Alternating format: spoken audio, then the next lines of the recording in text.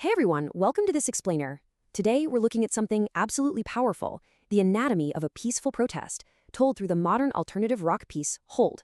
We're going to step through this narrative chronologically to really uncover what it tells us about the profound psychology of conflict resolution and human connection. Let's get right into it. Okay, let's dive into this. Right from the opening lines, we are completely hooked by the stakes. Notice how we aren't dealing with grand, sweeping political speeches or these larger-than-life cape-wearing heroes. No, the focus is strictly on one intimate, incredibly human story. It frames the gathering not as some violent conquest, but as a deliberate collective refusal by everyday people to let just another ordinary night turn into another tragedy. Part 1. The Weight of Compliance. The years before the gathering. The lyrics here paint an incredibly vivid picture of a society that's slowly been conditioned into quiet oppression. Citizens, quote, learned to bend like grass while watching fortunes grow like towers. It's such a perfect illustration of the slow creep of compliance. Because oppression here isn't a giant hammer smashing down, it's promises wrapped in velvet, it's chains disguised as flowers. People were basically told that peace was simply silence, just being patient and doing less.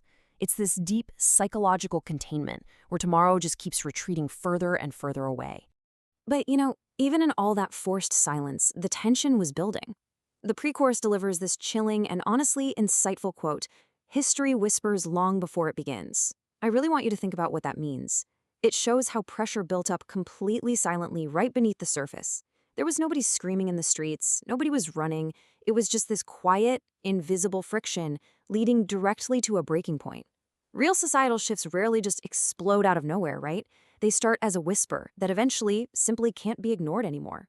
Moving on to part 2, the leaderless gathering, ordinary hearts taking the streets. And this brilliantly illustrates the true nature of the movement. The first chorus gives us a very specific list of what they lacked. No permission, no leaders, no kings, no anthem. This establishes a deeply spontaneous grassroots identity. This wasn't orchestrated from the top down by some committee. It was driven strictly by ordinary hearts, suddenly remembering that they still belonged to something larger than their own isolation. The result of that sudden realization is profound. The streets remembered who they were before the fear arrived. I want you to paint that cinematic picture in your mind for a second. Thousands of citizens stepping out into the dark, simply breathing side by side with absolutely no salvation promised to them. It's fascinating because historically, research actually tells us that when even a tiny fraction of a population, we're talking around 3.5%, actively participates in nonviolent protest, they almost always succeed. To put that into perspective, the sheer physical presence of thousands standing together in solidarity completely shattered the ingrained fear that had kept them compliant for so many years. Part 3. The Human Mirror. The Standoff at the Barricades. Now, what's really interesting about this slide is the stark contrast across the riot line. On one side, we've got the highly militarized setup of the authorities, burning engines, blue lights painting the skies, shields ready to go, and echoing radio orders. It's literally the architecture of force. But on the other side, and actually embedded within those exact same uniforms, we find profound shared humanity. Hands were still. Every helmet carried someone's human eyes. The lyrics tell us that every face across the line looked like home against their will. You see the human element actively starting to dissolve the rigid lines drawn by the state.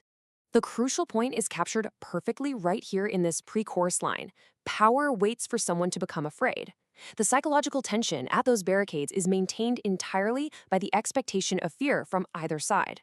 Think about it. If the protesters panic, power wins. If the authorities panic, violence breaks out. The whole structure of the standoff basically requires someone to blink first in fear. But instead of feeding into that cycle of fear, the crowd offers a completely different response. They didn't come with banners of hate, no one shouted for revenge, and no one begged for someone else's fate. They only had their voices, their footsteps, and one single impossible demand. Let tomorrow belong again to human hands. It's an incredibly powerful plea. It is not a demand for destruction. It's a demand for basic, shared humanity to finally take the wheel again. Part 4. The Power of Restraint. How History Changes. Let's look at how this de-escalation actually builds. It happens through 4 incredibly tense micro-actions. Step 1. A spark threatens to ignite another century of ghosts, meaning, a repeat of historical bloodshed. But then, step 2. In a moment of intense photorealistic restraint, someone lowers their weapon. In response, step 3, someone else opens their tightly clenched fist. And finally, step 4, the silence breaks. A single, visceral moment of restraint from both sides completely averts a total disaster. And that sequence leads to what might literally be the absolute core message of the text. Sometimes history changes not because somebody fought, but because nobody did. As someone who loves unpacking these complex ideas, I find this completely fascinating. It is a radical reframing of how we view historical turning points. We're so used to defining history by the battles fought and the wars won, right? But this text argues that the most profound shifts in history can actually happen in the courageous moments where violence is actively rejected. Part 5, Redefining Tomorrow. Freedom is remembered, not taken. The final chorus actively dismantles our traditional ideas of what it means to win. The old definition of victory, it's a zero-sum game built on bullets, slogans, clear winners, and the defeated. But the new definition presented here is entirely different. The night the silence broke wasn't defined by violence at all. It was defined by millions finding hope and people simply standing tall. It's this beautiful vision of mutual liberation where nobody had to fire a single shot. Because of this new victory, the song leaves us with a totally unique conceptualization of freedom. The text defines freedom not as some prize that is aggressively taken by force. Actually, scratch that. It's more like an act of endurance and memory. It remembers those who never let it fall. It frames freedom as a continuous, shared responsibility maintained by ordinary restraint and ordinary humanity. Which brings us to the final thought I really want to leave you with today. The song concludes by asking, will tomorrow ask who we defeated or what we learned? It's such an incredibly provocative question. In a world that is so hyper-focused on winning and defeating the other side, this text asks us to center our shared humanity and our capacity for growth instead. I really encourage you to rethink how you view conflict in your own life through this lens. Thank you so much for joining me on this explainer. I hope this gave you a fantastic new perspective, and I will absolutely catch you next time.